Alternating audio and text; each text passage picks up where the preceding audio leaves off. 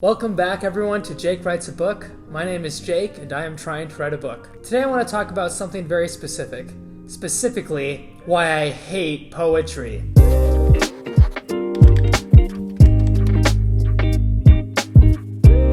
Before we begin today though, I want to address what's been going on in the comment section. There have been allegations that I am not responding truthfully to what loyal viewers like you are commenting.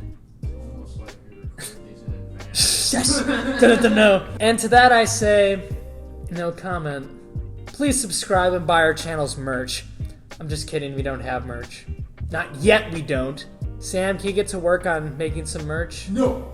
Thank you, Sam. Despite this unrelenting begging for our channel to drop some merch, I want you to know that we are above these petty squabbles and requests. We're here to write a book, so let's... Oh, wait, no! Freeze frame! Today we're here to talk about why poetry is bad. So let's do that. Like I said before, my name is Jake, and I'm an author, a published author and poet. Yes, a published poet, and I still... I spit in the face of this pathetic artistic medium. Why all the hate, you ask? You meadow-loving, sycophantic, sonnet-writing, loony lyrical peddlers of non-pedestrian, pretentious poetry? Why the hate? Well, don't just take my word for it. Certified Big Three philosopher Plato is not too stoked about the whole poetry thing either. As Plato famously said in the 10th book of the Republic, this poetry is mad lame. Okay, not really, but he did say, the poet is like the painter in making things that are ordinary by the standard of truth. And he is also similar in keeping company with a part of the soul that is on the same level and not with the best part. And thus we should at last be justified in not admitting him into a city that is going to be under good laws, because he awakens as part of the soul and nourishes it, and by making it strong, destroys the calculating part.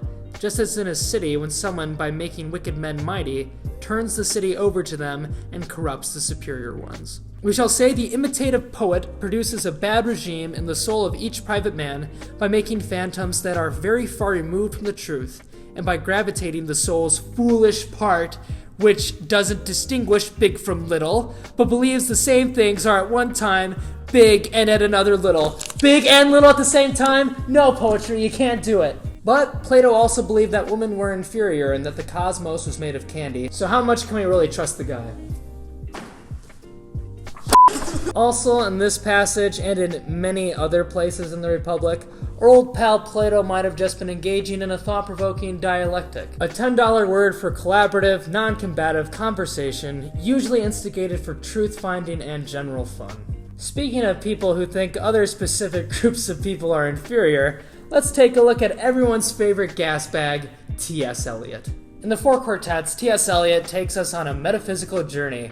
Ooh, doggy. Time present and time past are both time perhaps present and time future and time if all time is eternally present, past, all time is only in a world of speculation. Time present might have been time what past are both perhaps present, which is always speculation. Footfalls might have take towards the door we never opened into the rose garden. However, perhaps I am the villain. I sit here scoffing at T.S. Eliot, refusing to engage my mind to understand his art. But I could also argue that if your poem sought to communicate an idea rather than transcend the boundaries of human thought, maybe it wouldn't be so dang hard to understand. There's also insurance executive turned poet, or poet turned insurance executive. I can never get that quite straight. But insurance poetry man Wallace Stevens is not much better when it comes to insufferable incoherence. Take the poem Sunday Morning. Complacencies of the Pegnorn, late coffee and oranges in a sunny chair, and the green freedom of a cockatoo upon a rug mingled to dissipate the holy hush of ancient sacrifice. She dreams a little, and she feels the dark encroachment of that old catastrophe as a calm darkens among water lights. The pungent oranges and bright green wings seem things in the some procession of the dead, winding across wide water without sound.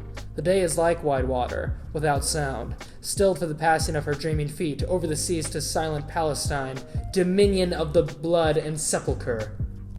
Wow, crazy stuff, right? The opposite of T.S. Eliot and Wallace Stevens' incoherence would be the intense, fragmentary nature of Sappho's poetry. Although she lived on the Greek island of Lesbos in the 7th century BCE, the universal feelings that Sappho expressed still connect us, human to human, across the ages. This poem is titled A Ring. Crazy woman, why are you bragging to me about a ring? Madden, don't madden my mind. Her friends, for you, the beautiful ones, my thought is unchangeable. That's it? That's it. No, that's it. And now for my personal favorite poem or fragment, Gorgo. By now, they have had enough of Gorgo. Gee, Sappho, what'd Gorgo ever do to you? Dude, Gorgo, man. Gorgo sucks. Alright, now I know it's silly to pick on Sappho for literal fragments of things that she wrote hundreds and hundreds and hundreds of years ago. But then why put it into a book? There are some truly wonderful poems in this book, though, such as Supreme Sight on the Black Earth. Some say cavalry and others claim infantry or a fleet of long oars is the supreme sight on the black earth. I say it is the one you love. The poem goes on and it's very beautiful, and there actually are some great poems in here. In all fairness, all this antiquated stuff may have more merit in its historical context than in simple recitations on a YouTube video. But the video is called I Hate Poetry, and not I'm engaging in a fair and balanced discussion on the nuances of ancient verse and reflection. Who has time for that? I know this is a crazy opinion, but I like to be entertained by art. It's possible to be both thought-provoking and entertaining, or at least thought-provoking and decipherable. But Jake, not all poetry is bad. I agree, Emily Dickinson has some dope stuff. I'm especially fond of the one about the interposing fly. I heard a fly buzz when I died. The stillness in the room was like the stillness in the air between the heaves of storm. The eyes around had wrung them dry, and breaths were gathering firm from that last onset when the king be witnessed in the room. I willed my keepsake signed away, what portion of me be assignable, and then it was, there interposed, a fly. With blue uncertain stumbling buzz between the light and me, and then the windows failed, and then I could not see to see. Then there's Rudyard Kipling, I think that's how you say his name. Kipling's poem If is a rousing call to action, and Gwendolyn Brooks' poem Cool is just so dang cool. We real cool, we left school, we lurk late, we strike straight, we sing sin, we thin gin, we jazz June, we die soon. My point is, if you say you like poetry, how much poetry have you actually read? Look, we all dig Shel Silverstein and one or two Shakespearean sonnets, but just because you like a poem doesn't mean that poetry is the worst. To be fair, there is a counter-argument to my digs on Stevens. For instance, in that poem Sunday Morning, Stevens wasn't just writing like a pretentious jerk. He was also painting a really vivid bougie picture of a rich, sensuous, and lazy life. Then has his protagonist question amidst all these luxuries, why should she give her bounty to the dead? What is divinity if it can come only in silent shadows and in dreams? It seems that perhaps the poem's all about the conflict between modern luxury and its connection with old religious values.